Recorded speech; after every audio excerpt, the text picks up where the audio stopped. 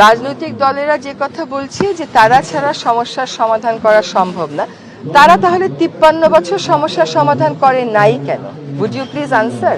কেন আজকে আমাদেরকে দায়িত্ব নিতে হলো? Would you please answer? তাদেরকে ছাড়া সমস্যার সমাধান হবে না, এইটা সঠিক কথা। এটাই তো হওয়ার উচিত যে নির্বাচিত জনপ্রতিনিধিরা সমস্যার সমাধান করবেন। তাহলে আজকে বায়ু দূষণ নিয়ে আমাকে কেন প্রশ্নের উত্তর দিতে হচ্ছে? সেটা তো আপনাকে বলতে হবে। তাহলে শব্দ দূষণ নিয়ে গুলশান সোসাইটিকে কেন অনুষ্ঠানের আয়োজন করতে হচ্ছে? এটা তো উত্তর দিতে হবে।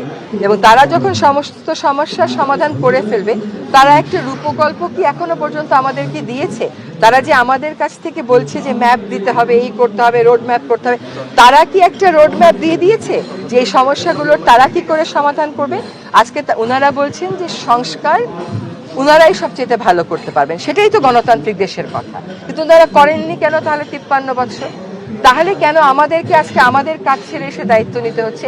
আমরা তো আমাদের কাজ বেশ আনন্দের সাথে, সফলতার সাথেই করছিলাম। আপনি দেখাতে পারবেন যে এই উপদেষ্টা পরিষদে এমন কেউ আছে যারা যার যার কাজে সফল ছিল না? তাহলে আমাদেরকে কেন এই দায়িত্বটা নিতে হলো? একটা নির্বাচনের দিকে যেতেই হবে এই দেশকে, এবং এটাই হচ্ছে এই অন্তর্বর্তীকালীন সরকারেরও একটা বড় প্রাধান্য। সেরকম ভাবে সংস্কারও তো একটা বড় প্রাধান্য। সংস্কারের কথা তো আমরা বলিনি, জনগণের কাছ থেকেই তো উঠে এসেছে। আমাদেরকে বিচারও করতে হবে, সেটাও তো করতে হবে। এখন যারা নির্বাচিত তারা ছাড়া যখনই অন্য কেউ ক্ষমতায় আসে বা দায়িত্বে আসে, তারা কেন দায়িত্বে আসলো এটারও তো একটা বিশ্লেষণের প্রয়োজন। কেন তাহলে যারা আজকে নির্বাচন চাচ্ছেন তারা বলছেন যে তত্ত্বাবধায়ক সরকার ব্যবস্থা ফিরিয়ে আনতে হবে? তারা যদি সত্যিকার অর্থে গ্রহণযোগ্য নির্বাচন করতে পারেন, তাহলে তারা তো তত্ত্বাবধায়ক সরকারের দাবিটা তুলতেন না।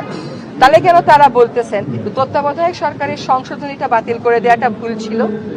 কেন তাহলে গণতান্ত্রিক ভাবে নির্বাচিত সরকারগুলো একটা গ্রহণযোগ্য নির্বাচন করতে পারে না?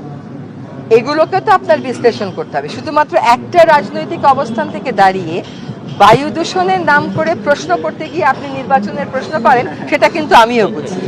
কিন্তু ব্যাপারটা হচ্ছে যে দেশটা তো সবচাইতে আগে। যদি সংস্কারগুলো আপনি মনে করেন বা আপনারা মনে করেন বা জনগণ মনে করে যে আমরা না করে নির্বাচিত সরকার করলে ভালো, তাহলে তো আমাদেরকে দায়িত্বে বসানোরই দরকার ছিল না কোনো। তাহলে আমাদেরকে এই দায়িত্বটা দেয়া হলো কেন?